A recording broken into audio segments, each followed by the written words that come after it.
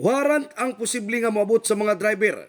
Kini kun dili nila obligahon sulod sa napulo ka adlaw ang citation ticket nga mapahamtang ngadto kanila nga masapon sa mga traffic enforcer ug mga kapulisan alang sa mga namasahiro nga walay mga permit ug lisensya atol sa pagsugod sa pagpanakop kagahapong adlaw, Pebrero 21, 2025. Ang gihimong lakang sa kadalanan usa ka mandato sa lokal nga panggamahanan aron hugot nga implementar ang ordinansa isip pagsunod sa balaod.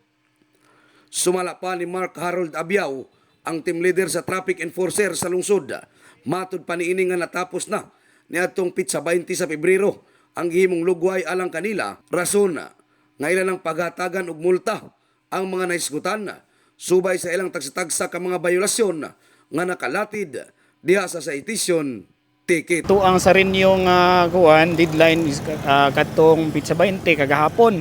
No, mo nang ang karon gi enforce para ang katong wala pa nag-renew sa ilahang permit mo comply na gyud sila.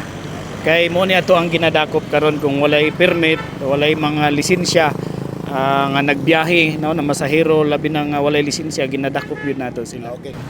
Mga kabrigada, sa pagkakaroon mauni ang dagan og sitwasyon dinhi sa lungsod sa Trento, partikularmente dinhi sa may National Highway.